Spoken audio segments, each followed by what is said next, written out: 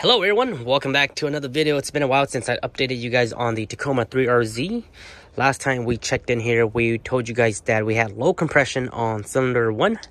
So I ended up doing a valve adjustment. I checked my valve clearance and exhaust 1 was definitely out of spec. I'll go ahead and post up a photo of all my measurements, and the highlighted ones are the one that's out of spec.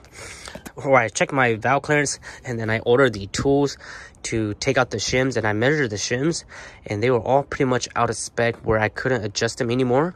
So that all boils down to taking the head off and seeing what's going on right now. So right now you guys can see here the engine bay is pretty much kind of disassembled. So I took off all the intake side already, radiator, fan, shroud, and stuff like that. The only thing I need to do left is remove the exhaust manifold, cam chain tensioner, and I'm also gonna do an EGR delete while I'm at it. Here is the plan. We're gonna go ahead and remove the head and check out what's going on, and I'll update you guys once I know what's going on. So we're either gonna go ahead and do a valve job on this head, or we're either gonna go ahead and just order a brand new head and then install it, and then we're gonna go ahead and do the EGR delete, and then I'm gonna clean up some of the hoses. The return line hoses goes from a rubber to a hard line and then to the regulator. It's just such a mess, so I want to just go from straight hard line rubber straight to the freaking regulator. This is what it looks like. So it goes to regulator, and then this hard line goes under the intake, which is really inconvenient because you got to remove this when you remove the intake. So I'm just gonna get a full hose that goes from there, and then this hose is just a the hose for the evap system. It goes as a hard line. This hard line mounts onto the fan shroud and then goes into this air box. So I'm just gonna do a full hoses like that and get rid of this. I'm not gonna run a fan shroud because we use this rig for off-roading.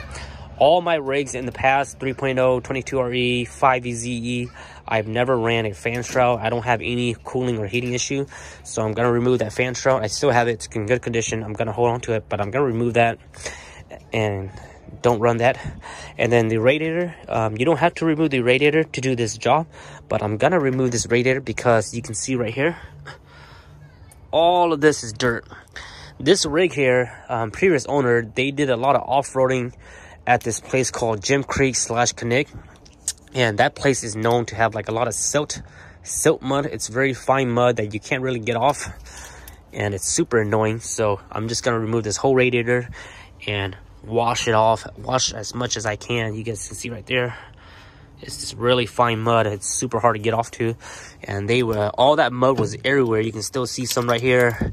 Before I remove this, I'm gonna go ahead and close the valve, the cover back on. It's open right now, but I'm gonna close this valve back up, and then I'm gonna hose it down right here and clean up as much as I can before I remove this.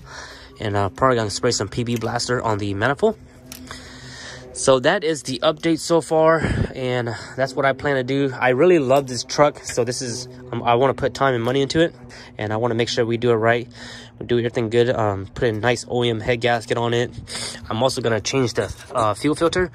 The fuel filter is very hard to get to, not like the third gen pickup. It's all the way under the intake, so if you want to access it, you have to remove all that. So while we're here, I might replace this. These guys are really cheap and affordable, so replace that. This is all the OEM gasket. So this truck here, I believe this truck has never been open.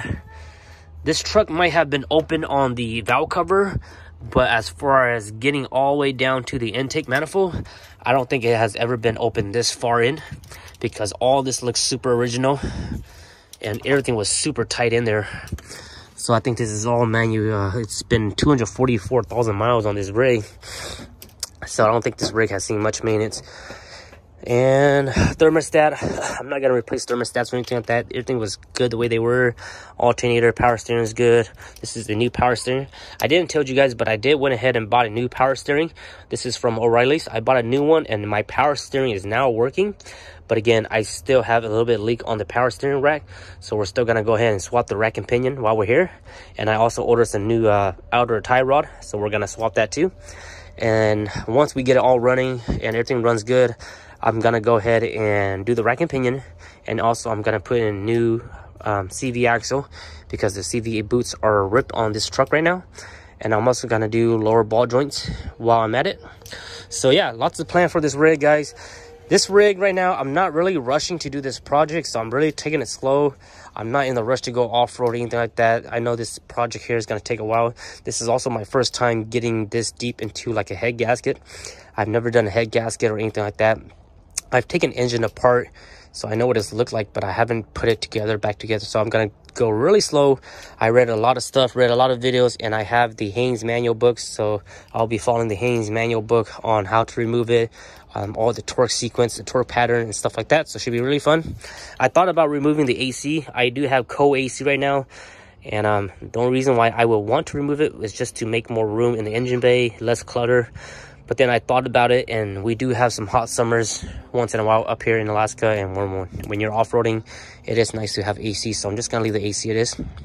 So that is an update for you guys. I'll go ahead and slap some photos. I didn't film any of the removing stuff like that, but everything is pretty much easy. This is my first time tearing into a 3RZ, and so far it's pretty easy.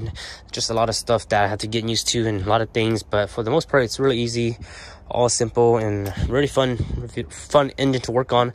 I'm really glad that I'm doing this on a 4-cylinder instead of a 6-banger, because on a V6 you have to mess with so much more stuff. So this is really not a hassle or not a hassle or anything like that.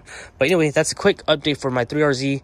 If you guys have any tips, any advice, let me know in the comment section below. But for the most part, I'm either gonna go ahead and rebuild this cylinder head or either just buy a new cylinder head.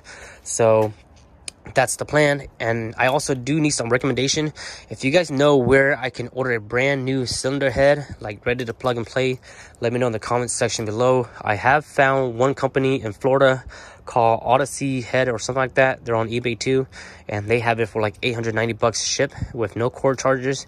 So let me know if that's a good price, or let me know if you guys know anybody that's near like Seattle, Oregon, that might have these 3RZ heads available to ship. I'm trying to avoid cord chargers, so if you guys can find me one that doesn't require cord chargers or whatever, because we're in Alaska, it's not worth shipping this back down there.